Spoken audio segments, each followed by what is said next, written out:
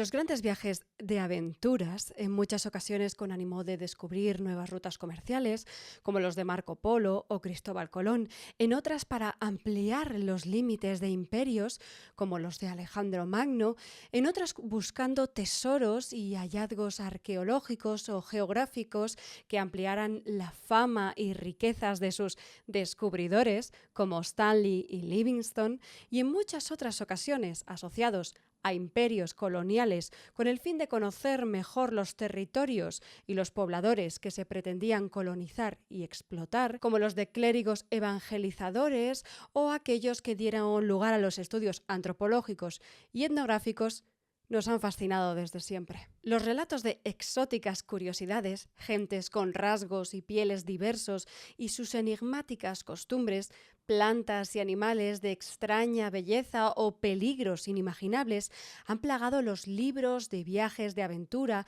que hicieron soñar a aventureros europeos y a las gentes que recibían esas novedades como si de grandes sueños y gestas humanas se trataran. Hoy en día, y globalización mediante, el mundo nos parece mucho más pequeño y podemos aprender sobre todo esto que nos pilla tan lejos a través de nuestros móviles. Parece que todo está en las redes sociales y, sin embargo, ¿cuánto hay por descubrir?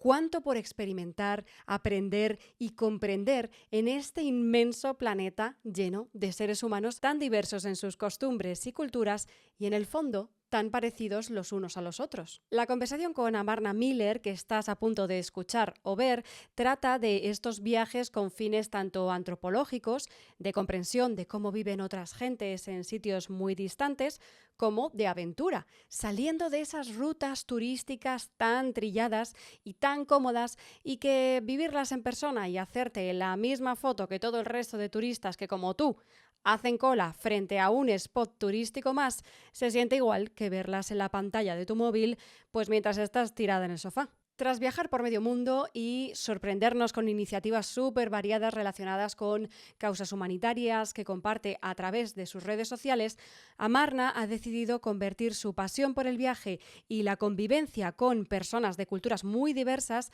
en su pasión, y hace un año montó la agencia de viajes Terra Ignota junto a su socio y unos cuantos guías aguerridos. Esta agencia es de inspiración antropológica, muy parecida a proyectos como Last Places, fundada por el antropólogo Joan Riera y el fotógrafo Aníbal Bueno, especializados en tribus indígenas, o los viajes organizados a sociedades matriarcales de la antropóloga y fotoperiodista Ana Boyer, iniciativas que buscan acercar a seres humanos muy diversos entre sí y facilitar el entendimiento entre culturas por medio de la convivencia. Una charla muy antropológica y, por lo tanto, muy humana, en la que hablamos de lo auténtico y lo performativo, de riqueza cultural y la homogeneización que nos hace perderla, de migración y nomadismo, también el digital, de pureza y mestizaje, de turismo de veraneo de ese que te revientas tratando de ver un país entero en 15 días y de disfrutar de la playa simplemente en verano.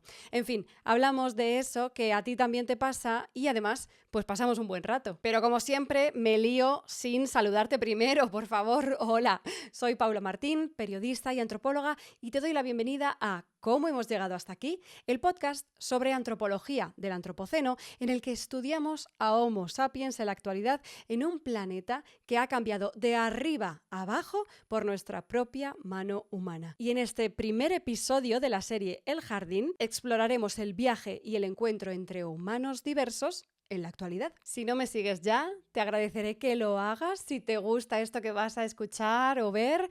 Si me dejas una valoración positiva, bueno, es que ya te amo.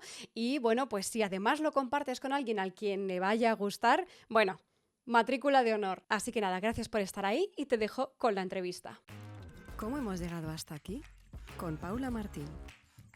Amarna Miller, licenciada en Bellas Artes, especializada en fotografía y videoarte, escritora y esa cosa tan cajón desastre como es creadora de contenido en redes sociales. Algo que llevas haciendo mucho tiempo y que en los últimos años pues, ha incluido viajes, vida nómada, que eso también hablaremos de ello, el activismo feminista, también con tu segundo libro Vírgenes, Esposas, Amantes y Putas, y otros podcasts como Yo también, con Voz de Mujer, y además la concienciación también sobre otras maneras de vivir en comunidades indígenas de todo el mundo. Eso ha incluido tu contenido y tu vida últimamente, ¿no? Pues gracias a la agencia de viajes antropológicos que has fundado, Tierra Ignota, con la que guiáis a grupos reducidos a visitar y convivir con pueblos originarios y asistir a festividades, ¿no? Participar o asistir, solamente observación, a festividades tradicionales en todo el mundo. Bienvenida a cómo hemos llegado hasta aquí. Pero bueno, qué presentación más bonita. Efectivamente, es todo verdad, lo confirmo. Vale. Encantada de estar por aquí. Qué guay. Y yo de tenerte aquí, que la verdad que es que tenía muchas ganas de hablar contigo, sobre todo por esta cosa que has sacado últimamente en el último año, que yo te iba siguiendo y digo, pero bueno, esto es apasionante, o sea, me encanta. Bueno, tu vida hasta ahora no es solamente lo que llevas haciendo en el último año de viajar mucho con esta agencia, sino que ha sido un tremendo viaje. O sea, empezaste a viajar sola con 17 años, viviste varias temporadas en furgo por varias partes del mundo, cuando aún no era tendencia. Ahora los viajes guiados, o sea... Exacto. A ver, los viajes realmente siento que han estado en mí desde hace muchísimo tiempo, desde una edad como muy temprana, pero es verdad que desde hace unos años a esta parte sí que lo he orientado desde una perspectiva más laboral, como que antes eran viajes propios míos, ¿no? De, bueno, pues me voy de viaje, pero desde hace, ¿cuántos años? ¿Ahora 3 años? ¿4 años? Mira, hace como 5 años yo estaba de viaje, de hecho, y me acuerdo que hablé con un amigo y le dije, mira, voy a intentar dar como un nuevo giro laboral y dedicarle más espacio, más tiempo, más esfuerzo a pues, este proyecto que es el viaje como medio económico. Y aquí estoy, más o menos se va consiguiendo. Ostras, sí, sí. Y el viaje está precisamente en la raíz de la antropología sociocultural, ¿no? El descubrimiento. Precisamente acabas de completar un máster en, a ver si lo digo bien, investigación en antropología y sus aplicaciones. Exacto. ¿Y en qué consiste este máster? Cuéntame. Buah, pues acabo de... No sé qué día es hoy, pero hace pues unos 5 o 6 días que he recibido ya las notas. O sea, esto ha sido un auténtico viaje, nunca mejor dicho, de 2 añazos. Ha sido un máster duro, pero que me alegro muchísimo de haber hecho. Sobre todo lo más complicado ha sido poder compaginarlo con el trabajo y con, bueno, pues estudiar a tiempo completo, mientras además pues sigo haciendo mi vida, sigo trabajando, tengo la empresa, agencia de viajes, así que eso ha sido un tanto caótico. Pero lo que era el máster en sí mismo me ha encantado, me ha parecido muy completo, muy duro también al ser a distancia. Tener que pues, tener mucha disciplina, ¿no? y aplicarte incluso aunque no te apetezca y estés en mitad de la nada, pero sí, está siendo también un nuevo descubrimiento el meterme en la antropología desde la perspectiva del investigador o la investigadora, que era algo que nunca había tocado hasta ahora. Siempre, o sea, nunca había generado un nuevo conocimiento, ¿no? Es un área interesante de la existencia. Qué guay. Yo quería saber, porque te has especializado en la intersección, bueno, es que esto tiene mucho que ver con lo que ya estudiaste previamente, ¿no? Al final todo lo que hacemos un poco como que parece loco con nuestros perfiles, que es un poco como que tocamos varios palos, pero al final como que se va encauzando, ¿no? Y tiene que ver justo con lo que estudiaste en Bellas Artes. Te has especializado en la intersección entre la antropología visual y la del turismo. ¿Cómo haces este encaje?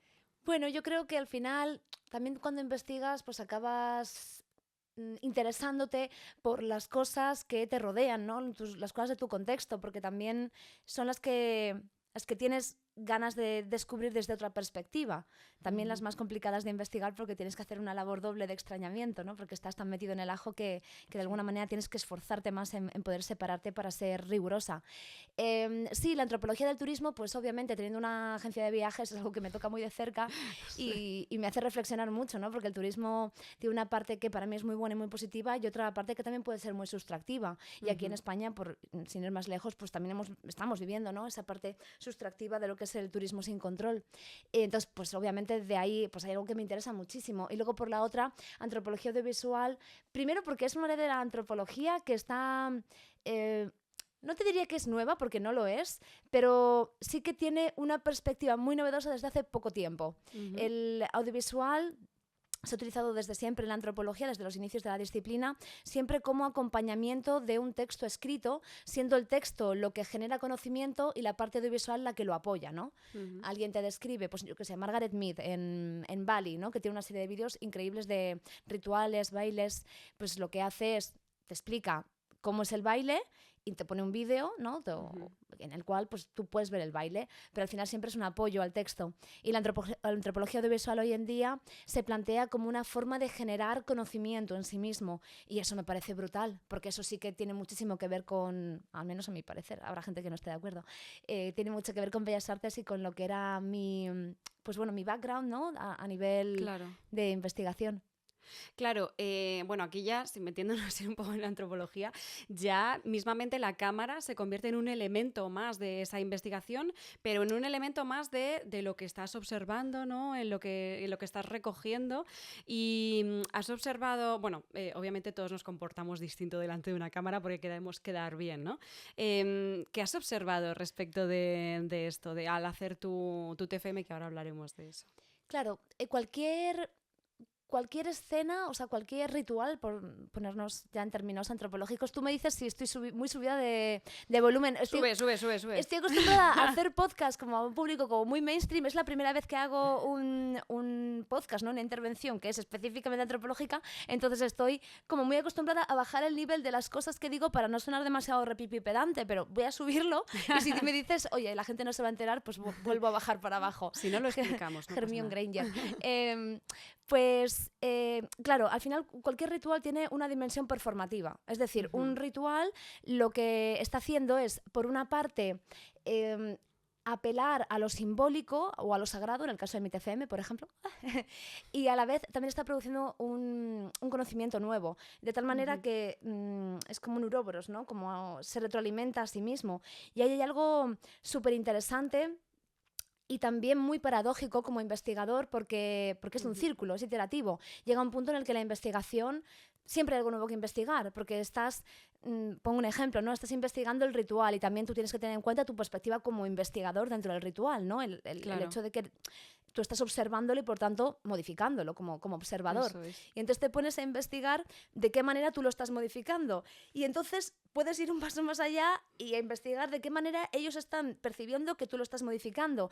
Y eso es infinito, ¿no? Entonces, una cosa, no sé ni si te estoy contestando, me estoy yendo un poco por las batuecas, pero una cosa que me ha parecido muy interesante de todo este proceso del framing, ¿no? Como de qué es lo que se enfoca y de qué manera interaccionas con aquello que estás enfocando, es que llega un punto en el que tienes que soltarlo. Hay un límite en la investigación en la que simplemente tienes que abandonar el trabajo porque es infinito, porque el límite solamente puede ser pues, el dinero, el tiempo, las circunstancias, porque siempre va a haber una vuelta nueva de nuevo conocimiento y eso me parece muy, muy, muy interesante y también un poco frustrante, hay que decirlo.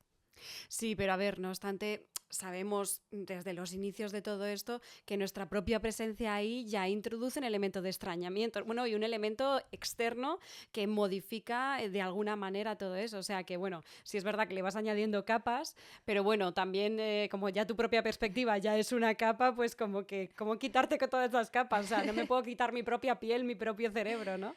No, claro, es imposible, pero bueno, es como ser... Yo al menos lo planteo así, ser todo lo consciente que pueda de mis propios sesgos para por lo menos que quede constancia de esos sesgos en la investigación y que el potencial lector o el potencial observador de mi trabajo pueda hacer ese proceso de criba y sacar un conocimiento que sea pues, lo más cercano a la verdad o bueno, lo más riguroso posible. Esto es muy interesante, justamente además con lo que has estudiado, el Cum Mela, a ver si lo he dicho bien. Lo has hecho fantástico, sí. Vale.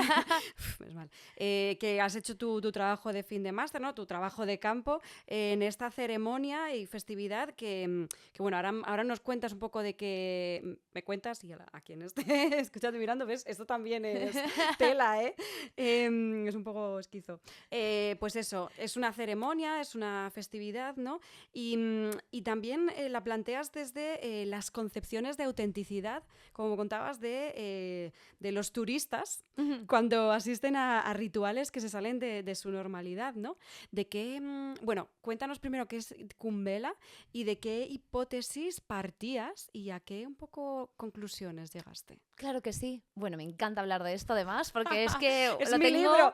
lo tengo súper fresco, siento que lo sé todo sobre este tema. No todo, obviamente, pero bueno, que le he dedicado muchísimo tiempo en el último año. Bueno, ¿qué es el Kumbela? El Kumbela es una peregrinación y la posterior celebración, o sea, como la culminación de esa peregrinación, que se produce de forma rotativa en 4 ciudades diferentes de la India.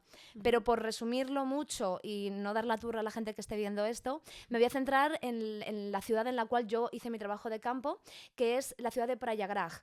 En esta ciudad el Kumbela sucede una vez cada 12 años, por lo tanto es muy importante para los hinduistas, porque no lo he dicho, pero la peregrinación y la celebración son religiosos y son hinduistas. Dentro de la cosmología hinduista lo que se piensa es que una vez cada 12 años las posiciones astrológicas son propicias para que si tú te bañas en 2 ríos sagrados cuya confluencia se encuentra allí en Prayagraj, que son el Ganges por un lado y el Yamuna por el otro, y luego un río mitológico que no existe realmente, pero que es el Saraswati y que en los Vedas, en los textos sagrados hinduistas, se dice que pasa también por ahí. Esto está comprobado que no, que el Saraswati se secó hace muchísimo tiempo y no pasaba ni de cerca por Prayagraj, pero bueno, es parte de la historia, ¿no? Del rito. Entonces, bueno, según la cosmología hinduista, si tú te bañas en estas posiciones, en esa confluencia de los ríos, tu alma queda liberada del ciclo de las reencarnaciones. Es como una expiación de los pecados en términos cristianos, casi como una mezcla entre bautizo y también de confesión, y que sales del agua renovado y tu espíritu queda limpio. Es muy bonito, la verdad, y todo esto es mucho más complejo, lo estoy simplificando. Entonces, claro, el TFM, mi trabajo de fin de máster y esta investigación de locos que he estado haciendo, es por una parte pues un ensayo escrito, por otra parte es un documental, un ensayo audiovisual. Cada uno de los dos se ha producido en diálogo, ¿no? Es decir, que no se pueden entender por separado, sino que, bueno, yo espero que sí que se puedan entender por separado, pero bueno, desde una perspectiva de investigación tiene que consumirse unidos. Y consumirse o apreciarse unidos, mejor dicho. Y entonces en lo que yo me he centrado, el foco de mi investigación ha sido analizar las imágenes y los imaginarios que los turistas occidentales, que van, importante, como turistas y no como peregrinos, ¿no? Sino los turistas, cuáles son las percepciones de la autenticidad en sus imaginarios cuando ven estos rituales que se salen de su normalidad, y cogiendo como case study, como caso de estudio, efectivamente el Kumbela. Pero toda mi investigación en realidad no va sobre el Kumbela, sino que va sobre la idea que los turistas tienen alrededor de la autenticidad. Ostras, es que... Complejo, ya lo sé. Muy nicho, muy específico. Sí, lo del Kumbela. Además, que creo que ponías que eran 450 millones de personas que se juntaban. Porque, o sea, brutal, ¿no? Claro, a todo esto, al ser una vez cada 12 años... la afluencia es masiva y si los datos que se han hecho públicos son verdaderos, porque estas cosas, bueno, luego no hay auditorías externas y tal, pero bueno, si los datos que se han hecho públicos son verdaderos, estamos hablando de una afluencia que las cifras más benevolentes hablaban de 450 millones de personas repartidas entre 45 días. Las cifras más locas hablan de 650 millones de personas, que esto es una barbaridad. Sí, y esto lo hace la reunión humana más multitudinaria de la historia, de la humanidad. Es bastante crazy. Es bastante crazy. Claro, es que este tema de la autenticidad es un melonazo, pero como una casa, porque realmente es un tema que afecta a todo el turismo, ¿no? Y a todos los pueblos y nacionalidades, digamos, todos los países, las comunidades que son visitados. Y ahí entra el tema performativo, ¿no? También muchas veces para beneficiar en algunos sitios, para beneficiar, digamos, estos estereotipos y esta imagen que se tiene de pues ciertas festividades, de ciertos países, de ciertas cosas, se performa, ¿no? Y eso a veces, Es que no sabéis hasta qué punto, claro, qué es lo auténtico, ¿no? Habría que partir de ahí porque claro, todas las culturas tienen hibridación, las culturas no son cosas monolíticas que son impermeables a la modernidad, a los cambios, a las evoluciones, y entonces cómo conjugar y cómo encontrar cuál es el punto de equilibrio entre la supuesta autenticidad, la performatividad de los propios locales al intentar, bueno, pues al final es un sector económico muy importante, el turismo, ¿no? Y conjugar también pues esa propia evolución, ese propio cambio constante de las culturas. O sea, es que es muy loco. Lo has definido súper bien y además esto vincula con una pregunta que no te he contestado, pero que enlaza perfectamente con esto que acabas de comentar. Y es que me estabas diciendo que cuál era mi hipótesis de partida en el TFM. Pues mi hipótesis de partida era que la autenticidad es una concepción relacional, es decir, que es dependiente de su contexto. A mí, por hablar en términos como más del día a día, a mí lo que me interesaba, ¿no?, al investigar todo esto y la idea de autenticidad es cuando llega tu amiga y te dice, ¡buah, vengo de Vietnam y no sabes qué viaje más auténtico! Lo que yo quería analizar es qué significa eso. ¿Cuáles son las categorías o los conceptos, las ideas, las percepciones que hacen que una persona, un turista occidental en este caso, perciba una experiencia como auténtica? Y ahí se abren, pues como tú bien comentas, un montón de melones. Por una parte, bueno, en mi investigación la hipótesis de partida y finalmente la conclusión coinciden, que es que la autenticidad es una categoría que es relacional y que depende de los actores que negocian dentro del campo de estudio. En el caso del Kumbela, pues bueno, y de la mayoría de eventos, ¿no?, turísticos que podemos encontrar, turísticos o no turísticos, están por una parte, obviamente, los turistas, están por otra parte los mediadores culturales, que pueden ser pues los guías, que pueden ser los agentes certificadores como la UNESCO o como los medios de comunicación, ¿no?, aquellos que dicen esto es auténtico y esto no, porque existe también, pues obviamente, una labor institucional en todo esto. Están, pues obviamente, medios digitales, los youtubers, los instagramers. Al final ahí también se está generando como una concepción de la autenticidad. Y me estoy saltando alguno. A ver, los peregrinos. No, los pobres peregrinos, eso no los he estudiado. Los peregrinos están en un ámbito como religioso, pero es más el entender cuáles son estos actores que negocian la percepción de la autenticidad y de qué manera la perciben, ¿no? Ahí estabas hablando de una cosa muy interesante, ¿no?, que es la autenticidad performatizada. ¿Te acuerdas? Antes he hecho un comentario que enlaza bien con esto, que es que cualquier evento ritual tiene una dimensión performativa. Cualquiera, ¿sabes? Absolutamente en cualquier lugar, no te tienes que ir a la India. Cuando tú vas a misa un domingo, eso tiene una dimensión performativa. Cuando tú te vas a tomar un café al Specialty Coffee y te hacen un corazoncito en tu latte, ¿sabes? Ahí hay un ritual, el ritual del café, con una acción performativa. Entonces, creo que esa performance siempre existe. Lo que pasa es que con el tema de la autenticidad en concreto, la autenticidad se percibe como una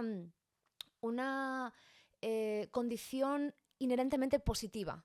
Si algo es auténtico es que es bueno, es que es puro, es que es tradicional, que de alguna manera es más afín, hablo en términos antropológicos, ¿vale?, no en términos filosóficos, pero vaya, que algo es como afín a una especie de ideal, ¿no?, de pureza y de, bueno, pues de cuestiones que a lo mejor son más difusas de lo que pensamos en un principio. Entonces, claro, la gente, la mayoría bueno, al menos en mi investigación, ¿no?, todos los agentes implicados definen la autenticidad como algo que es bueno. Y entonces, ¿qué es lo malo? Cuando la autenticidad pierde este valor de pureza, supuestamente, pureza, tradición, de tal manera que si un sadhu, poniendo el ejemplo del Kumbela, los sadhus son como ascetas, ¿no? Si un asceta está haciendo un show en un escenario y son muy famosos por hacer como pues, trucos básicamente corporales, ¿no? Pues se tumban sobre una cama de espinos o se ponen una pierna así, yogis detrás de la cabeza, ¿no? Entonces, por ejemplo, la mayoría de turistas percibían que esas performances, ¿no?, encima del escenario eran menos auténticas que la misma performance del mismo asceta, pero si les cogen por la calle y les dicen tengo una cosa que enseñarte, y les llevaban a su casita y hacían lo mismo, ¿no? Porque de repente que fuese para la cámara les resta autenticidad. Claro. cuando no deja de ser para la cámara, solo que de una manera como más íntima para darles a ellos una impresión de mayor especialidad. Exactamente, sí. Tom McCannell, un antropólogo muy guay, hablaba que esto es la dimensión del backstage. Él habla del frontstage y del backstage. Y el backstage suele asociarse más con lo auténtico, pero bueno, que ya voy diciendo que todo esto no es así. O sea, que todo esto es una percepción. Claro. Que, por poner un ejemplo más cercano, cuando hablamos de un espectáculo de flamenco, el espectáculo de flamenco que tú vas a ver en un tablao turístico de sol y el espectáculo flamenco que sucede en las cuevas del Sacromonte en una familia que ha invitado a sus colegas, no son más o menos auténticos. Y que uno exista no le resta tampoco importancia al otro, pueden convivir de manera paralela. Sí. Y de hecho, a veces que existe esta dimensión performativa para el turista, hace que esta parte súper interesante de la cultura humana perdure, porque es más valorada. Sí. Y ahí hay algo que a veces yo creo que se nos olvida mencionar cuando hablamos de, no sé, de los masáis que hacen el baile para los turistas, que a nadie le gusta, tal, no sé qué. Pues bueno, es que es mucho más complejo. Sí, es mucho más complejo que eso. Y luego también estas ideas de la pureza, ¿no? La no hibridación, el no ha sido contaminado. Ay, qué horror, Dios. Ay, feliz de punta. ¿Sabes? Es como, no sé, es como percibirte a ti mismo como un elemento tóxico. Bueno, pues no formo parte de ningún pueblo indígena y por lo tanto soy impuro porque he sido, digamos, hibridado por un montón de culturas y de países y no sé qué.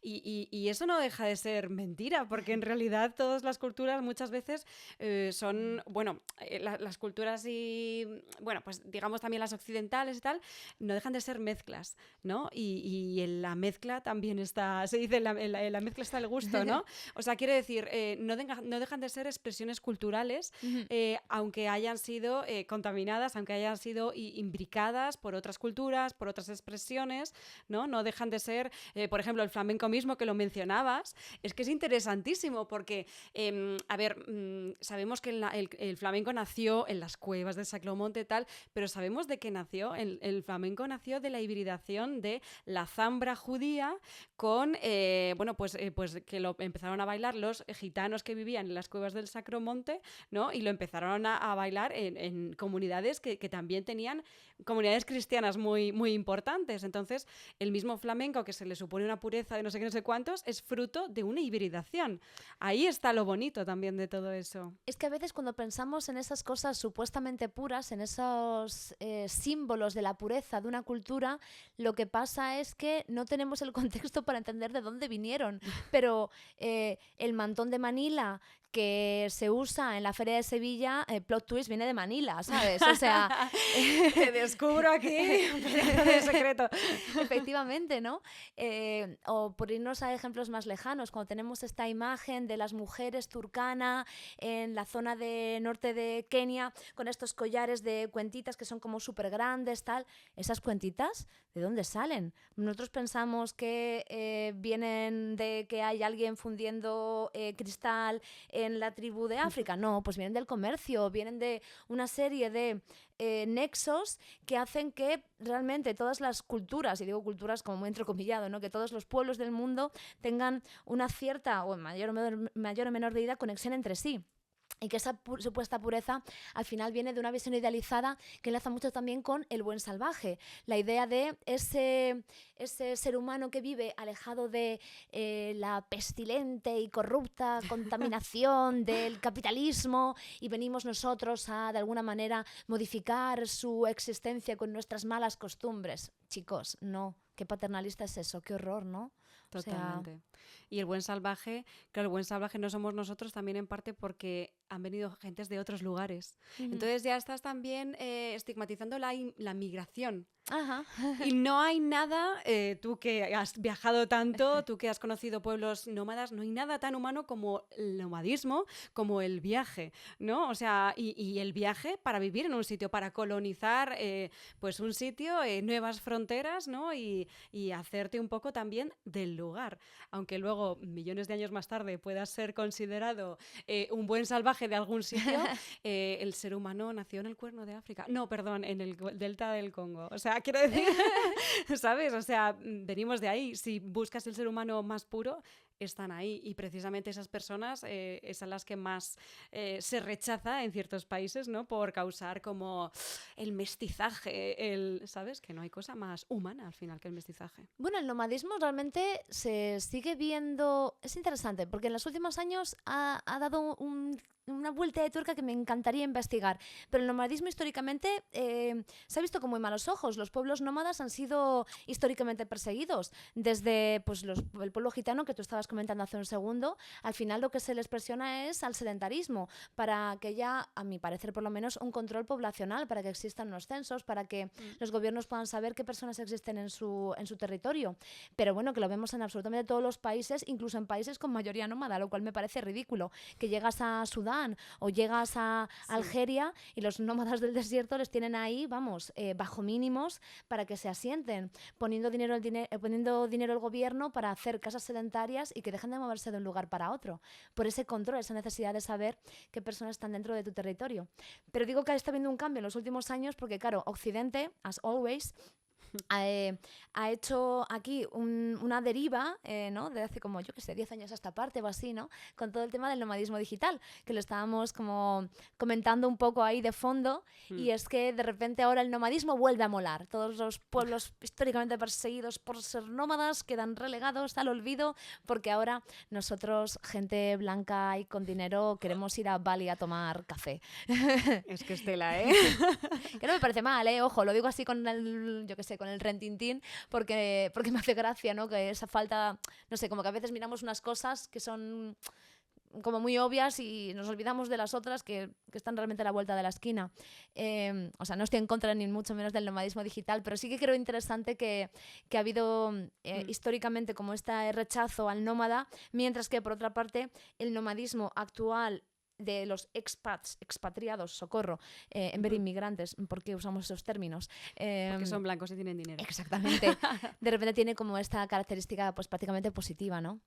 Claro, es que date cuenta de que los nómadas digitales, para empezar, efectivamente, son blancos y tienen dinero, y para seguir no van a estar mucho tiempo, se supone, en un mismo sitio. Entonces, vienen, comen y se van, ¿no? Como en Ants. Vienen, comen, dejan sus euros o sus dólares y se van, ¿no? En plan de, estupendo, venid, dólares y euros, pero no estéis como todo el rato pasando con toda vuestra familia a cuestas, con todas vuestras cosas, no sé, como intentando inculcarnos nuestras costumbres, no sé qué, ¿no? Que es un poco lo que se le achaca también a los migrantes, que es como, no estás integrándote, no sé qué. Bueno, los nómadas digitales tampoco, ¿no? Y no se está haciendo nada, pero que tampoco es malo que puedas, no sé, quedarte con costumbres que te interesan. Pero sí, el tema del nomadismo digital también es un tema. Y tú viviste un tiempo como, más o menos como nómada digital, ¿no? ¿Cierto? Sí. A mí es que es un término que no me gusta mucho. O sea, yo creo que yo, como tantos otros supuestos nómadas digitales, al final pues soy fruto pues, del universo y el sistema en el que vivo. La realidad es que yo he estado toda mi vida trabajando donde he podido, y eso significa que en muchos casos ha sido fuera de España, pero también a veces me pregunto si yo hubiese nacido en otra época, ¿no? Yo que sé, en la época de mis padres, donde realmente en España había el suficiente trabajo como para no tener que irte fuera a buscarlo. Me pregunto si habría sido menos viajera. Tal vez sí, no lo sé, la verdad. No sé si una cosa está como 100% relacionada con la otra. Pero sí, yo me he pasado prácticamente toda mi vida adulta viajando mientras trabajo, o más bien al contrario, trabajando mientras viajo, en los huecos en los que puedo y las maneras en las que lo consigo. Pero sí, había ahí un nexo interesante con lo que estábamos diciendo antes, porque estaba pensando que los nómadas tradicionales, por decirlo de alguna manera así sencilla, al final se mueven por la búsqueda de recursos, ¿no? Pues el pozo que tiene agua o el pasto para el ganado. Y al final los nómadas actuales, esto habría que investigar al respecto, no lo estoy tirando un poco así al aire, pero me parece una idea interesante.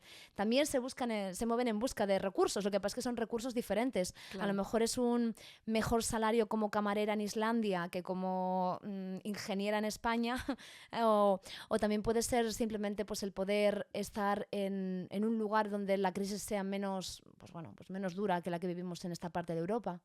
No sé, pero no sé, me estaba viniendo por ahí ese pensamiento y me parecía interesante. Mm. Yo justamente empecé mi anterior podcast, Wanderlust, no soy muy buena para los nombres, empecé hablando de nomadismo digital porque durante 5 años trabajé, editando una newsletter de Reino Unido, y entonces podía viajar y trabajar y tal. Entonces era una cosa que a mí me atraía mucho, ¿no? Ese mundillo, y sí que lo estuve haciendo temporadas y tal, pero yo quería como analizarlo, ¿no? Ya había Ajá. estudiado antropología, periodista, y yo decía, joder, es que esto tiene un temazo, tal. Y sí que es cierto que me gustaba mucho y me atraía también esa comunidad Ujú. internacional, no sé qué, pero por otro lado veía que un poco era como tú dijiste, ¿no? Nuestros padres habían tenido buenos trabajos, te podías comprar una casa en unos cuantos años, la tenías pagada, no estabas penando aquí como ahora. Entonces yo decía, ostras, es un poco romantizar situaciones de precariedad brutales que estamos viviendo los jóvenes actualmente, ¿no? Total. También hay algo ahí. Uy, y se me fue. Adiós. Ya está. Solo me tengo espacio en la cabeza para el TFM. No, no, es He mentira. hablado un montón. No, de La precariedad. nomadismo digital. em, Sí, también lo de las viviendas, que es tremendo. Nada, se me fue. Nada, tu turno. Se te fue. Ping pong, ahí está. Adiós. No, sí, a ver, yo sí que lo estuve trabajando de esa manera, pero sí que veía que al final, si no tenías un sitio al que volver, Ah, nosotros que no habíamos nacido como nómadas, realmente esta sociedad es de vivir en un sitio y no sé qué, sí que es cierto que te quedabas un poquito huérfano. Por ejemplo, cuando estalló la pandemia, muchos nómadas digitales dijeron, hostias, ¿y ahora qué hago? ¿Sabes? O sea, me tengo que volver a casa de mi madre, o a lo mejor les pilló en Bali, que les pilló a muchos, ¿sabes? Entonces yo veía que era un poco como romantizar una situación que realmente no era una cosa como realmente bonita, ¿no? O sea, es guay viajar durante un tiempo mientras puedes trabajar y no sé qué, pero por otro lado... he agarrado la idea que se me había ido antes porque tenía que ver con esto, con la romantización. Mm. Que yo no sé si hay alguien ahí fuera que haya encontrado el equilibrio, yo desde luego no lo he conseguido encontrar. Para mí, raspo mis horas de trabajo mientras estoy viajando y no tengo, o sea, puedo decir que no lo hago muchas veces con gusto. Es decir, muchas veces estamos, las personas que están como en una oficina, yo que sé, aquí en España, están como idealizando, pensando en esa imagen utópica de estar en Bali mientras curras, pero la realidad, al menos en mi experiencia, yo no sé si hay fuera hay gente que lo ha conseguido, cuando realmente estás intentando hacer eso, estás con un pie aquí y otro allá y no disfrutando de nada. Estás a lo mejor currando en un escenario súper bonito, pero teniendo que hacer pues, tus 8 horas al día y acabando igual de cansada que si estuvieses en España. Y además sin tu grupo de apoyo, sin tus amigos, sin la gente que realmente conoces. Así que a lo mejor es por mi forma de ser, pero yo creo que hay que cogerlo con pinzas, que no creo que sea para todo el mundo, y creo que no lo sé, a lo mejor es que me hago mayor y cada vez valoro más el estar aquí en Madrid y el estar aquí en España, que realmente me gusta mucho cuando ando por aquí. Pero lo otro creo que tiene su momento y puede ser un momento bonito, pero muy, muy alargado en el tiempo, también puede ser absolutamente agotador. Mm, Este mm. máster, mira, o sea, yo me lo he sacado a puñetazos contra la realidad, levantándome a las 6 de la mañana para estudiar, empezando a trabajar a las 8 de la mañana y durmiendo muy pocas horas al día durante 2 años. Incluso Ostras. aunque estuviese en paisajes súper bonitos y en lugares muy guays, que también, obviamente, pues eso es muy bonito y lo asumo, ¿no? Es un privilegio precioso. Pero que también ahí hay un peaje que a veces no sé, como que siento que hay momentos vitales en los que te compensa pagarlo, pero no siempre te compensa. A veces, Sí. pues, que estar en Madrid tranquila. Totalmente. Yo me acuerdo estar entrando en Nueva York por el puente ese espectacular que había. Iba con mi hermana y ella era como, mira, mira esto, no sé qué, tal cual. Y yo estaba con el móvil en plan de, no tía, que es que no está entrando este email, que no sé qué, que es que lo necesito para ahora mismo hacer la edición, tal cual. Y después me di cuenta, digo, ¿pero qué hago? Ya. A las 2 de la mañana tenía que estar conectada para hablar con no sé quién por el cambio de hora y yo decía, ¿pero realmente estoy disfrutando esto? Que se puede disfrutar, ¿eh? Pero que Sí, sí que es cierto que viene con ciertas cosas sí. que... Hay una parte preciosa, porque también, pues, obviamente, hay una parte de improvisación, hay una parte de imprevisibilidad que pues es complicado encontrar en un día a día en la ciudad, sobre todo una ciudad que conoces, donde siempre has vivido, pero quiero decir que también hay un peaje, ¿sabes? Como que, y ese peaje depende en qué momento estés, a lo mejor te compensa o a lo mejor no. A mí durante muchos años me han compensado. Antes hablabas de lo de la furgoneta, yo ahí lo pasé genial. Fueron 2 años viviendo en una furgoneta mientras viajaba por Estados Unidos, hace ya un ratito de esto, ¿no? Que sería 2016 o así. Y, y ahí yo estaba de lujo. También Claro. estaba en Estados Unidos, tenía internet todo el rato. Yo trabajaba en Estados Unidos, entonces la diferencia horaria no me mataba.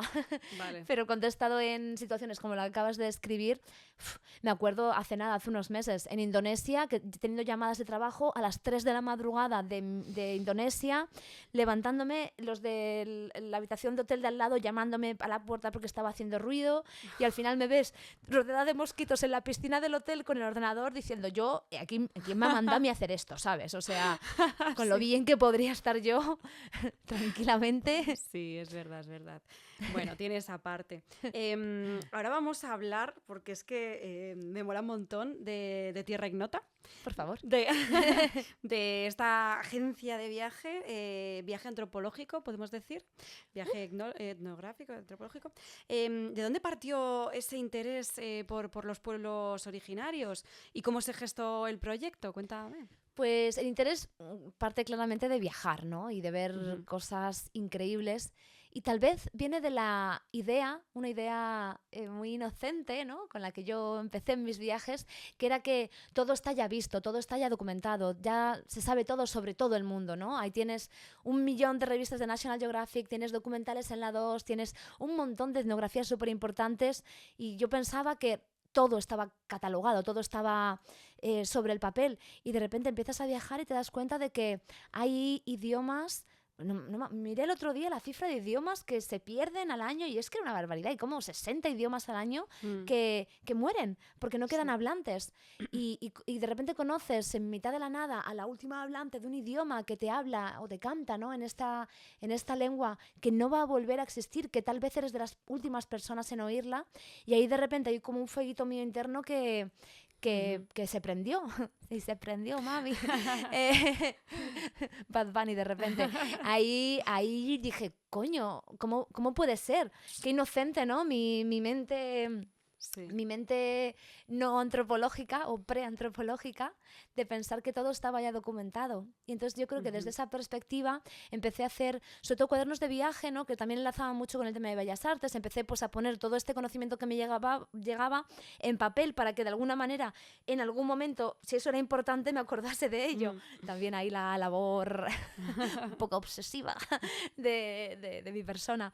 Bueno, empecé con los cuadernos de viajes y llegado a cierto punto, también pues bueno, llegué a la conclusión de que me encantaban ese tipo de viajes, que quería que el resto de mis viajes estuviesen sobre todo centrados en el tema de las comunidades, en el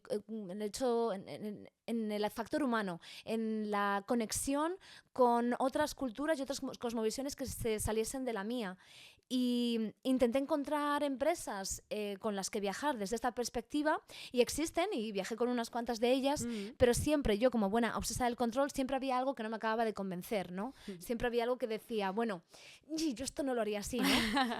En la interacción... En la interacción con las comunidades, o tal vez en la manera en la que se planteaba el viaje, y así un poquito a poquito todo se fue como poniendo, ¿no? Como pequeños ladrillos en la mente, y llegado a cierto punto, yo y mi socio Luis nos conocimos, los dos estábamos con esta idea, los dos llevábamos, yo había guiado algún viaje, él llevaba pues no sé cuántos, 6 años guiando viajes para otras empresas, y cuando nos conocimos fue como, hostia, ¿y si intentamos poner estas ideas en común y hacer un proyecto juntos? Y así fue como surgió Tierra Ignota, ¿no? Con la idea de poder hacer estos viajes de corte antropológico. No sé si los llamaría viajes antropológicos porque es como, wow, qué etiqueta tan alta, ¿no? Sí. Pero bueno, desde luego con un corte importante antropológico, y desde luego poniendo el foco en la conexión humana, en la convivencia con grupos de personas que se salgan de nuestra normalidad, o sea, cuyos conocimientos o cuyas cosmologías se salgan de nuestra normalidad, y haciendo hincapié en aprender más sobre ello. No solamente ir allí, hacerte la foto, que sea bonito, sino entenderlo, que realmente te expliquen de qué va ese universo tan lejano al nuestro, pero tan importante para ellos, y empaparte con eso. Has dicho muchas cosas muy interesantes. Sí que es cierto que no está todo documentado, o por lo menos puede estar documentado, pero no lo conocemos. Fíjate, el Kumbela, tantísimos millones de personas y yo no me había enterado, o sea, y a mí me interesa mucho todo este tema, ¿no? Entonces es necesario seguir documentándolo, seguir promoviéndolo, ¿no? Y divulgándolo. Luego el tema de convivir con esta gente, porque sí que es cierto que lo que no se conoce no se puede amar, ¿no? Se dice. Y muchas veces cuando se deja que se mueran culturas, idiomas, bueno, que determinadas comunidades pues perezcan ante, yo qué sé, pues expolios extractivistas, ante pues cercar tierras que son de propiedad, digamos, ancestral de ciertos pueblos, pero no tienen los derechos sobre ellos, ¿no? Las escrituras o tal. Cuando se permite que todo esto pase y queda en el olvido, algo se muere de todos nosotros, ¿no? De la humanidad. Y me parece muy interesante que se hagan este tipo de viajes para darle a conocer, o sea, que es que al final, bueno, pues es una agencia de viajes, ¿no? Pero además tiene ese propósito que digamos que desde luego el turismo de masas nada que ver. Muy alejado. Ni Esto el es muy turismo nicho. que hacemos otros que decimos, no me gusta el turismo de masas, ¿no? Tampoco tiene nada que ver con ello. Al final, lo que intentamos hacer es, por resumirlo así como en 2 líneas, nuestro planteamiento de fondo es poder ofrecer viajes a lugares que sería muy complicado que alguien pudiese acceder por libre, porque son lugares muy alejados fuera de las rutas turísticas o incluso en países conocidos como puede ser, qué sé yo, Nepal o India, celebraciones o festivales o rituales que no están dentro para nada del circuito turístico estándar, y poder llevar a la gente enseñándoles y que... El otro día me dijo un amigo que se emborrachen de la vida, y me gustó ese concepto, ¿no? Como pues eso, emborrachándose de una cultura que a priori les es ajena.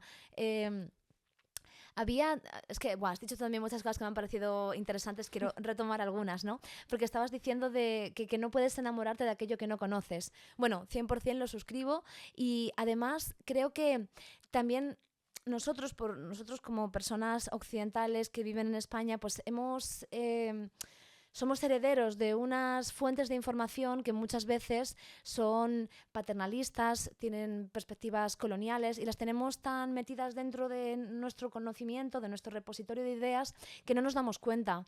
Y la única manera de poder pues ser conscientes de esos sesgos es poder llegar allí y que la gente te lo cuente con sus palabras, a su manera, poder realmente ponerte en la medida de lo posible en los pies del otro y ver el porqué de ciertas decisiones o el porqué de ciertos rituales, porque juzgar desde el salón pues es muy fácil. El otro día subí un reel, por ejemplo, de un ritual que se hace en Etiopía, en la comunidad Hamer, en el cual el salto del toro se llama, es muy conocido, Ukulibula en su idioma. Pues bueno, durante esta ceremonia las mujeres de la comunidad piden a los hombres que las den con unas varas de madera hasta hacerlas sangrar en muchas ocasiones en la espalda, ¿no? Y ellas se pelean entre sí para ser la azotada. Y yo entiendo que esto obviamente desde nuestra perspectiva lo ves y te llevas las manos a la cabeza, ¿no? Pero ¿qué? Las están pegando, ¿no? Y esto, sí. ¿Cómo puede haber consentimiento en esto? Y de repente, pues todos los comentarios del reel son de, bueno, qué barbaridad, estos salvajes, pero ¿cómo se te ocurre? Y yo lo que quiero en mi ideal es que la gente pueda llegar allí, pueda hablar con esas mujeres y pueda entender realmente qué es lo que significa para ellas, el por qué lo están haciendo. Que en este caso, ya te lo digo, porque este proceso ya lo he hecho yo, es porque quieren demostrar su fortaleza, porque la mujer más fuerte de la comunidad también es la mujer más fértil, y en comunidades donde la fertilidad de una mujer tiene suma importancia para la supervivencia de la tribu o la supervivencia de la familia, pues esa demostración de fortaleza es muy, muy, muy importante. Entonces, la idea es que la gente pueda entender esto desde dentro y también, pues no sé, salir de este mundo cómodo en el que vivimos y ver también cómo vive otra gente. Sí, es que al final eso es la verdad que ¿por qué damos a responder tan rápido en redes sociales, no? O sea, tendría que haber como una cosa de ¿estás seguro de que vas a poner esto? Piensa 5 minutitos. Pero sí, la verdad que qué rápidos somos en nuestros juicios de valor, ¿no? Qué rápidos somos pues a mí esto me parece que no sé cuántos desde nuestro tal, y qué poco nos damos cuenta de lo que nos puede afectar a nosotros el que no se conozcan ciertas cosas de nuestra propia cultura, en España tan rica, tan diversa, que es la mayor riqueza que tenemos, ¿no? Por ejemplo, porque la gente que lo pueda ver lo tenga como súper fresco, ¿no? Nosotros mismos somos digamos, víctimas de esa homogeneización a la que se nos sometió, digamos, pues por parte del régimen franquista, para no irnos más lejos. Mismamente la sevillana y no el flamenco, y toda la cultura andaluza, pero muy estereotipada, fue vendida hacia afuera como lo que era español, ¿no? Y lo que tal, la paella, la sangría, no sé qué, ¿no? Y entonces te dejas fuera toda una cultura, una diversidad cultural brutal, ¿no? Que estás homogeneizando, que es el sinónimo al final de perder muchas veces en este aspecto. Entonces, qué importante eso, o sea... Que se mantenga vivo. Para mí es que la riqueza de una nación está en su diversidad, en que existan todas estas...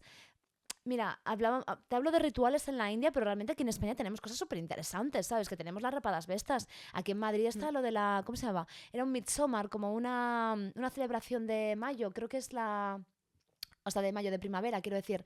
La fiesta de la Maya, creo que es, en un pueblo de aquí de Madrid, donde se elige a una niña como representante de la primavera y se la llena de flores, ¿sabes? Todas las fotos de Cristina García Rodero, de rituales, bueno, la Semana Santa, sin irnos más lejos. Claro. ¿Qué locura es esa? ¿No? Sí. Que tampoco tenemos que irnos al otro lado del mundo para poder ver en los encajes de bolillos, mil cosas, bueno, para poder ver como toda esta riqueza. Y también, por poner un inciso, que claro, yo es que me lo llevo todo al mundo ratita de biblioteca, porque a mí es lo que me interesa a nivel personal, ¿no? Como a nivel totalmente ególatra. Pero bueno, que también hay mucha gente que viaja y me parece genial simplemente porque quiere vivir una cosa nueva o porque quiere una aventura o algo que se salga de su normalidad, ¿no? Que no todo tiene por qué ser tan sesudo, ¿no? Que yo me lo llevo para aquí porque es la parte que a mí más me interesa, pero que también me parece muy bien el viaje como experiencia sensorial, sin toda esta componente educativo, ¿no? O antropológico. Sí, es verdad. Sí, el viaje como disfrute, como exactamente. Sí y creo que también, además, que hay que poner un poco la mano en el fuego por eso, porque a veces queremos utilitarizar tanto nuestro tiempo libre que, joder, yo hace un montón de tiempo que no me voy a la playa sin más, ¿sabes? Como a estar, sin tener que leerme un libro, sin tener que hacerme una meditación guiada, no, solamente estar un rato quieto, ¿no? Sí. Y en plan, una semana a estar en la misma playa y en el mismo sitio a descansar, ¿no? Exactamente. También yo rompo una lanza a favor del veraneo sensorial, estar aquí y ahora, presente. Sí, no hay que estudiar, no hay que aprender nada, nadie conoce ninguna cosmovisión, ningún ritual extraño. No te tienes que hacer 20 días en Japón haciéndote esto y el Shinkansen y no sé qué, no sé cuántos, no hace falta. También valoro lo otro, pero bueno, creo que también el tipo de viajes que hacemos con Tierra Ignota creo que son valiosos por lo menos una vez en la vida. Pero rompo una lanza a favor del viaje, simplemente vacaciones chill. Qué guay. Volvamos a Tierra Ignota. Adelante. Bueno, es que seguro que mucha gente ahora se está preguntando y bueno, aunque sepan que llevas viajando mucho tiempo y por sitios que se salen un poco de circuitos, ¿cómo llegáis a conocer esas cosas? ¿Cómo llegáis a establecer ese contacto? ¿Cómo llegáis a algún acuerdo de colaboración? ¿Cómo llegáis a esa convivencia, ¿no? ¿Cómo llegáis a esas comunidades y a esas festividades? Pues normalmente los itinerarios que estamos haciendo, o sea, normalmente no, todos los itinerarios que hacemos son a lugares y a comunidades donde o yo o mi socio hemos estado antes y tenemos ya un contacto allí.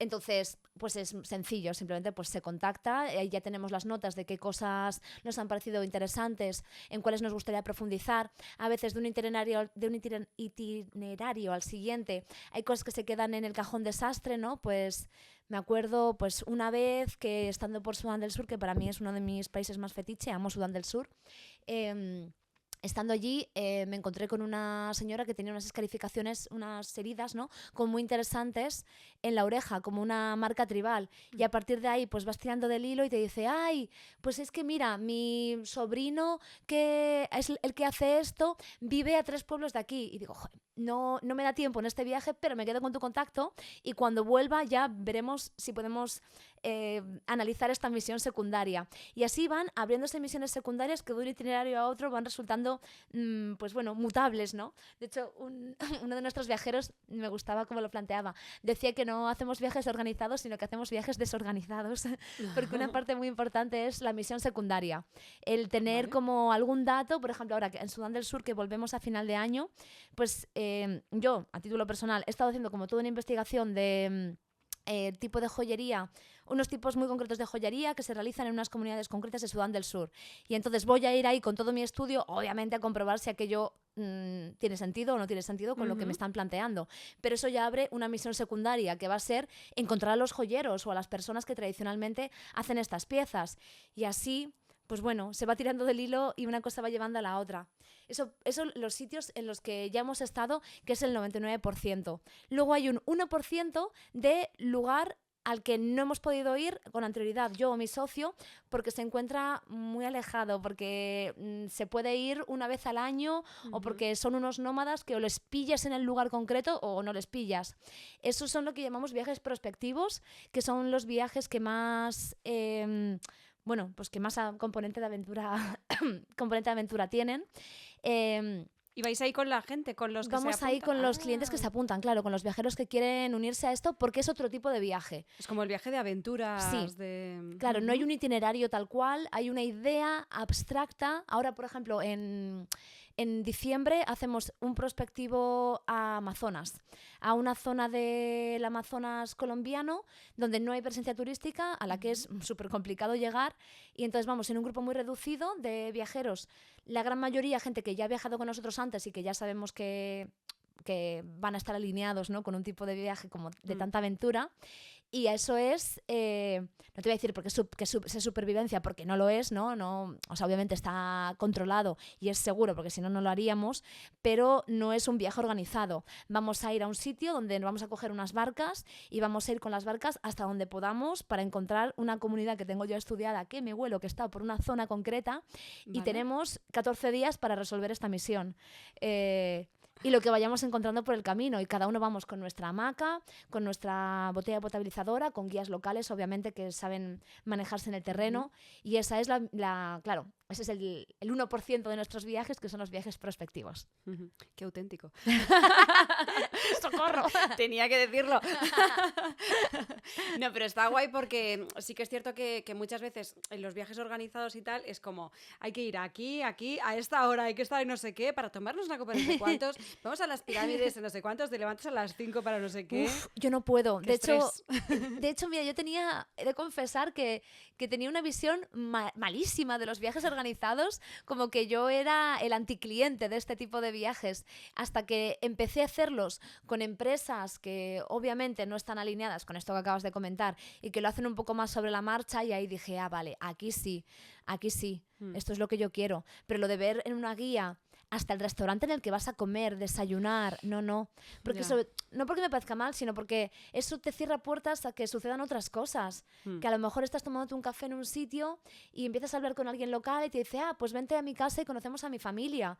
Y si tú ya tienes planeado que esa cena vas a hacerla en tal restaurante, estás rompiendo una oportunidad fantástica de conocer el país desde dentro. Y eso es exactamente lo que no queremos que pase en nuestros viajes, ¿no? Hay un plan, hay un itinerario, pero es un itinerario que se puede cambiar en cualquier momento.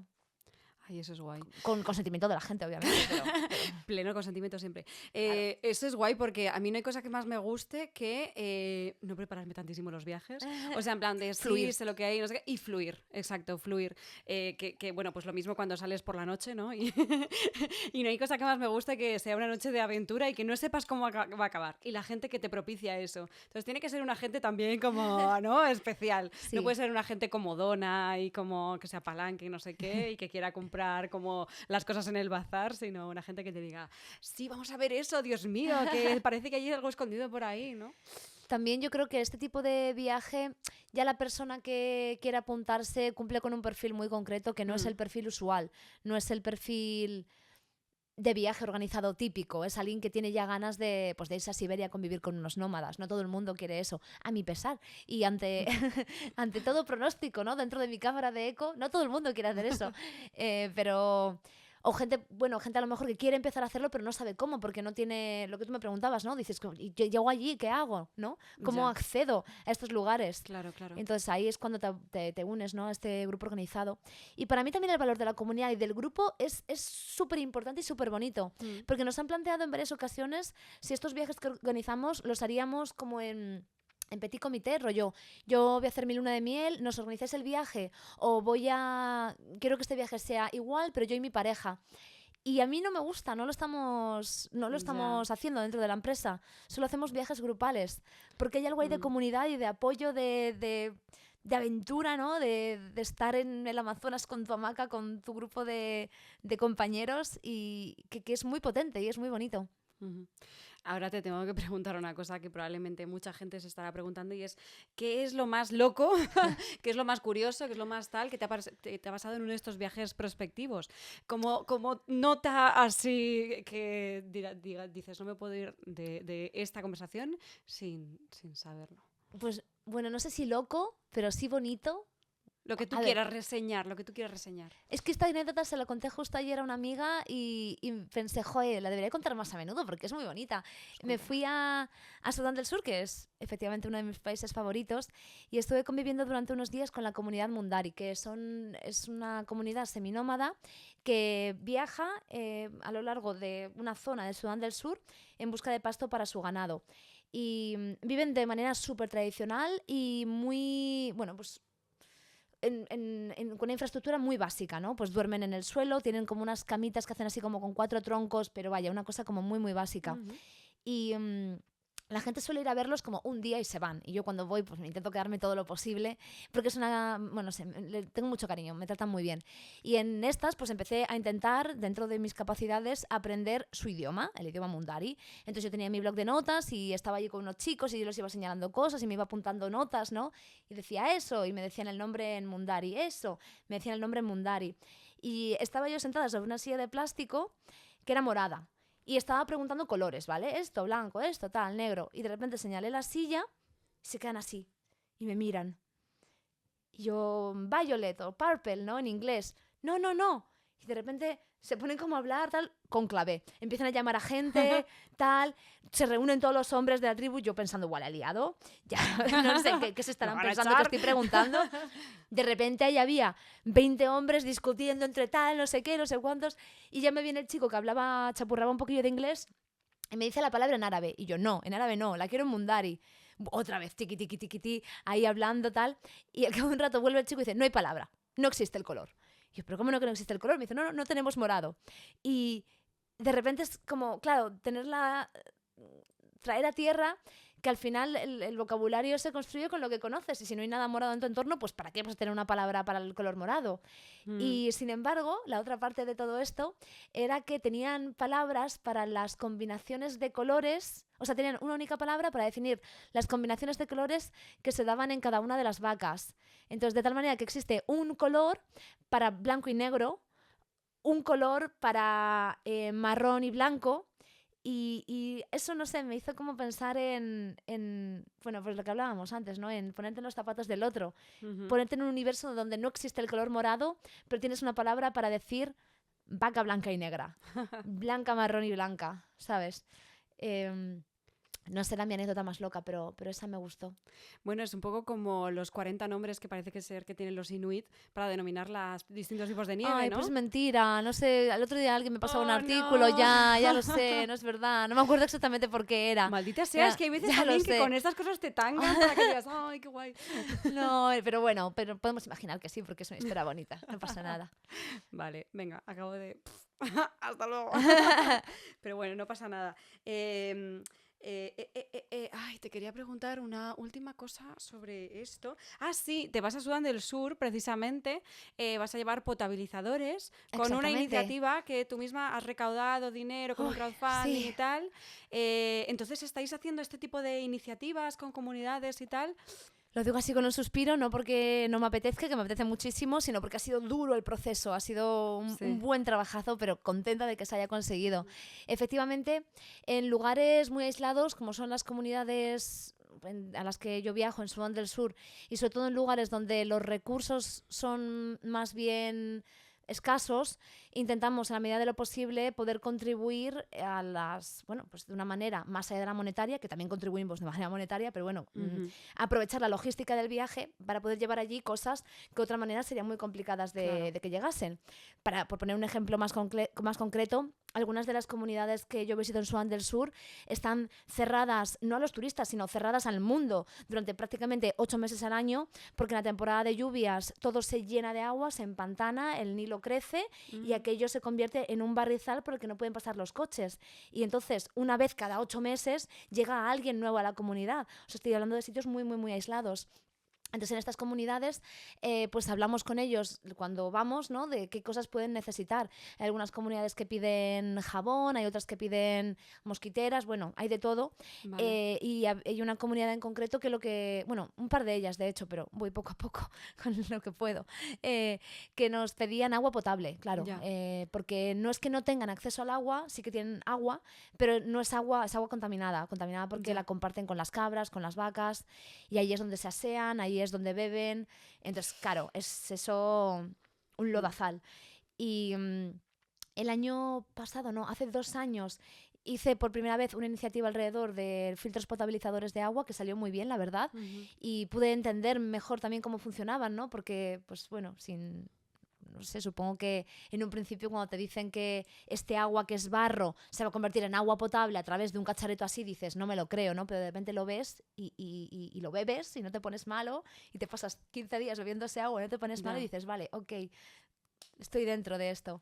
Y entonces me estoy enrollando mucho para decirte que finalmente en diciembre de este año vamos a aprovechar la logística de un viaje organizado por Tierra Ignota para llevar 300 filtros potabilizadores de agua a la comunidad Mundari, de hecho, la que te comentaba antes, de Sudán del Sur, una zona en la que ya he estado y que ya conozco a la gente. Y todo esto es gracias a la fundación de Social Water, que es la fundación que produce, que se encarga de la producción de todos estos filtros, y también gracias a la contribución de 240 y pico personas, muchas gracias, que han puesto sus donaciones para un crowdfunding gracias al cual estamos pudiendo producir semejante cantidad de filtros. Y beneficiaremos a más de 2.000 y pico personas, 2.500 aprox. Qué guay. Sí. La verdad que, a ver, el tema del agua es un temazo, la verdad, en muchas comunidades remotas en todo el mundo. Quizá en estas, a lo mejor en las que les afecta más la desertificación, ¿no? Las olas de calor, las olas de sequía, pues sea más así acuciante. ¿Qué estás viendo en estas comunidades, en estos pueblos originarios, respecto a digamos, a este problemón tremendo que enfrentamos como especie y como planeta, que es el cambio climático, ¿no? ¿Qué es lo que más estás viendo que ellos enfrentan? Bueno, me parece un tema súper relevante, pero justamente en este caso concreto el problema son las crecidas del Nilo y el problema es la zona geográfica en la cual, pues son 6 meses de temporada húmeda, 6 meses de temporada seca. Yo creo que en este caso en concreto el problema es más bien un gobierno inexistente, que no hace sus labores, que no pone una infraestructura, y carencias sanitarias, educativas, que no haya infraestructuras porque es un país pues que no tiene dinero, ¿no? Y que lleva en guerra desde que se creó. Sí. Es el país más nuevo del mundo. En otros lugares sí que lo he podido ver más de cerca. Pues mira, se me ocurre, por ejemplo, en la zona... Miro para allá todo el rato porque tienes el mapa, ¿no? Y entonces como que me inspiro. Señalo. No sé si sale, pero hay un mapa ahí. En toda la zona norte de Siberia, que ahí tenemos un viaje muy interesante donde vamos a visitar una comunidad nómada, los Nenet, los Khanty y los Komi, comunidades indígenas, ¿no? Primeros pobladores de la zona norte de Rusia.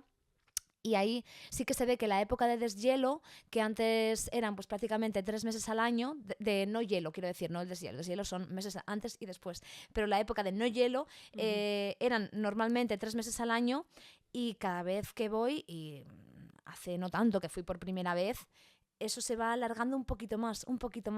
Y pues bueno, pues la gente se acaba adaptando, ¿no? Pues como a todo en este mundo, pero...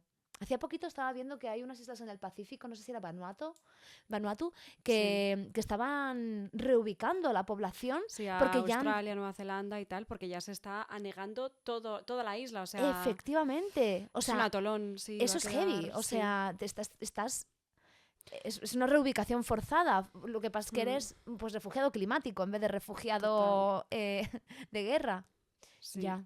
Hay estimaciones de refugiados climáticos exorbitantes y la verdad que, bueno, también en estas comunidades que decías, bueno, pues comunidades locales, indígenas, tradicionales, sí que es cierto que muchas veces están en lugares muy remotos o muy aislados, como los Mundari, y claro, no tienen infraestructuras para enfrentar lo que estamos pasando, cómo está arrasando ya el cambio climático en la misma Europa, ¿no? Ya lo estamos sufriendo, la Dana del año pasado, los incendios, ¿no? Pero tenemos infraestructura por lo menos para conseguir reconstruir o para preverlo, para un poco mitigarlo, ¿no? Efectivamente. Pero estas comunidades, tela. Efectivamente. También te digo que dentro de su jerarquía de problemas, creo que ese no es de los más acuciantes. O sea, siendo sincera, creo que este es un problema que nos afecta mucho a las poblaciones occidentales que estamos como muy acostumbradas a unas ciertas comodidades. Pero cuando tú vas a un país que lleva en guerra 20 años, te dicen, mira, que llueva 3 semanas más al año, me da igual. Yo me acuerdo con el COVID, madre mía, que les pregunté, se me ocurrió preguntarles a los Mundari y a otras comunidades de Sudán del Sur, que es que ahí he estado muchas veces, por eso hablo tanto de ellos. ¿Qué pensaban del COVID? Y me decían, ¿pero qué COVID? Si aquí tenemos ébola. En plan, que el COVID es una cosa europea. Ya, sí. Y claro, tú imagínate, ¿no? Con cómo estábamos en Europa en aquel momento con el COVID, que alguien me dijese que le daba igual el COVID. Pues claro, también te hace como ponerte en otro sitio, ¿no? De repente decir, claro, es que tienen ébola, claro, es otra historia, ¿no? Ahí, claro. Y acaban de ser de una guerra civil hace 2 años. O sea, claro, que estemos aquí con las mascarillas es que les hace gracia, ¿no? Sí, nosotros vivimos una vida que realmente es que no entra en esos esquemas.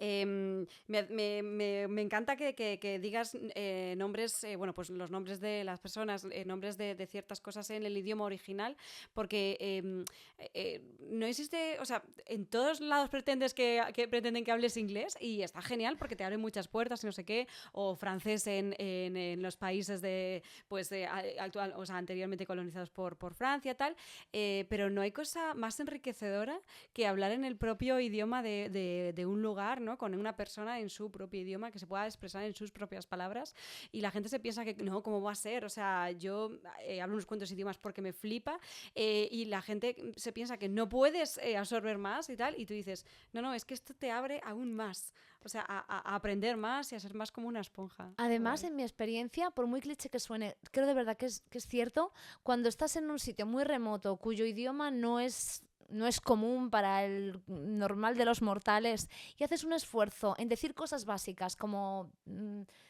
pedir algo en una barra de bar, decir las gracias, pedir disculpas, aprendes 7 cosas y esa persona está tremendamente agradecida contigo y tiene muchísimas ganas de contarte más sobre sí mismo.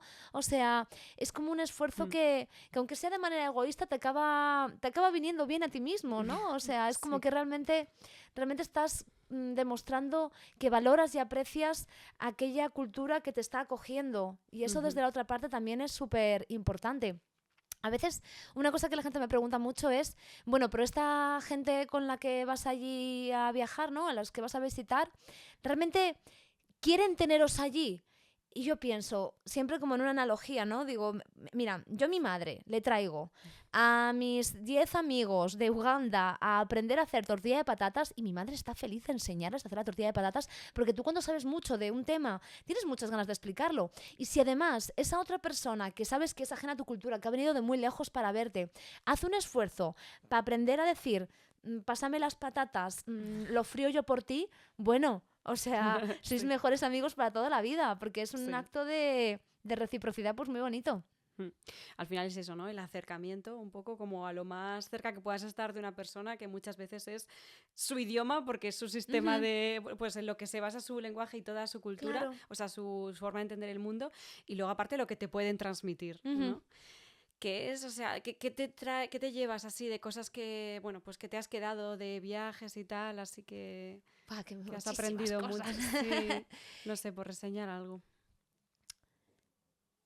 Yo, por cómo soy yo, a ver, entiendo que, bueno, esto es cosa de mi personalidad, ¿no? Me quedo con primero, con el valor de la cotidianidad y con el valor de los matices, como que creo que a veces algo tan obvio como levantarte y hacer el desayuno es tan bonito verlo, o sea, tiene como tanto valor, es tan bello verlo en tantos lugares a la vez, con tantas perspectivas diferentes, como darle valor al ritual de la cotidianidad y a cosas que cuando estoy en España a lo mejor no les presto atención, como eso, como el que hago por las mañanas o cómo hago la comida, ¿no? Y poder coger ese acto como tan nimio que todo el mundo en el universo hace, en el mundo hace, y poder hacerlo de forma comparativa, me parece como súper bonito. Y luego el valor de los matices. A lo mejor estoy ahora mismo como... no soy objetiva porque venimos de la conversación del idioma y entonces como que pienso que algo que aprecio mogollón es esa capacidad y esa oportunidad de poder perderme en cosas que de otra manera sería imposible investigar. O sea, sin estar allí sería imposible investigar. Pues pienso, por ejemplo, en un montón de festivales a los que voy y todo lo que he leído al respecto de ellos es falso. Llegas allí y es otra cosa diferente. Y dices, joder, menos mal que cojo todo con pinzas y menos mal que estoy aquí para comprobar si lo que he leído es cierto. Porque hay un mogollón de cosas que son erróneas, o bien porque han evolucionado, como decíamos antes, ¿no? De las culturas que transicionan hacia otros derroteros, y por otra parte porque la persona que lo escribió pues no tenía ni idea y ha hecho algún lost in translation, algún fallo con la traducción, mira, no sé, ¿sabes? Pero que dices, esto no tiene nada que ver con la cosa que ya había leído, menos mal que puedo comprobarlo, que tengo el privilegio de poder estar aquí, poder verlo, poder sentirlo, ¿no? Y... otra cosa, por decir ya, y la última, que me llevo como de tanto viaje y de tantas, bueno, no sé, tanto estar por el mundo, es también el valor de las cosas que nos unen. El ver cómo el juego, el canto, el baile, los ritos, los matrimonios o semejantes, pueden no llamarse matrimonio, pero las uniones, como todas esas cosas se dan en todos los lugares de la tierra y suponen algo importante para nosotros. Y en esa de alguna manera, predicado universal, ver la continuidad del ser humano en lugares como tan alejados. Me parece muy bonito. Qué guay. Oye, pues, ¿sabes lo que me encantaría? Me encantaría que hicieras un vídeo sobre cómo se hace el desayuno en distintos sitios. En plan de, empiezas tú poniéndote el café y sigue gente haciendo no sé qué, cortar. Me encanta. Según decía esto, me estaba acordando de un documental que me moló mucho que se llama Babies. ¿Te suena? No. Estaba, creo que en Netflix, no me acuerdo. Es el seguimiento desde que nacen hasta creo que un año de 5 bebés alrededor del mundo. Uno en Namibia con la tribu Himba, otro en Japón o Corea, no me acuerdo, pero bueno, aquella parte de Asia. Mongolia, unos nómadas mongoles. En Europa había alguno y luego otro en Estados Unidos. Y entonces van cambiando, no hay diálogo, simplemente un bebé, otro, en cosas de bebés, cosas típicas, pues claro. El juego, cómo les bañan los padres, cómo les cubren por la noche, ¿sabes? Como pequeños actos y de repente ves como este abanico, ¿no? de posibilidades, de algo tan obvio como un baño, pues de repente el niño Himba no se baña nunca, la madre le chupa y escupe lo que le lame, ¿sabes? Anda. Y sí, en plan de como, yo qué sé, como un gatito, no sé, ¿sabes? Como que le chupa la piel al bebé y lo escupe. Y luego ves pues el de Japón que está así envuelto como un sushi, ¿no? Solamente se le ve la carita, totalmente una bolita, ¿no? Bueno, qué recomendado, si alguien se lo quiere ver. Formas diversas de hacer cosas que todos hacemos en todas partes del mundo. Efectivamente. Qué guay. Bueno, pues nada, me ha encantado, la verdad. Muchísimas gracias por haber venido. A mí también, preciosa. Ha sido un placer. Qué bien, se me ha hecho muy, muy corto, la verdad. ¿Y cuándo nos hemos tirado? Pues un ratazo, porque son las 7:50 ahora mismo. Lo siento, espectadores, oyentes. Perdón. Espero que os interese. Sí, espero que os guste mucho la antropología. Bueno, pues nada, es lo dicho. Muchísimas gracias y nada, nos seguimos y seguimos viajando. Claro que sí, gracias a ti. Sígueme en redes sociales para no perderte nada. En Instagram me encontrarás como wanderlust.paula, en YouTube como wanderlustpaula y en Twitter como paulapauloska. Escríbeme lo que quieras a paula.wanderlust@gmail.com. Encuentra la transcripción de este episodio y las preguntas que se quedaron en el tintero en mi web wanderlustpaula.com. Suscríbete a mi newsletter si quieres recomendaciones de podcast, libros, documentales, artículos y otro contenido relacionado con cada episodio. Idea original de cómo hemos llegado hasta aquí, guión, producción, edición y redes sociales, yo misma, Paula Martín Camargo. Arte, José Manuel Moreno. Animación, Stefano Zambi. Gracias a todos los que han hecho posible este podcast y este episodio.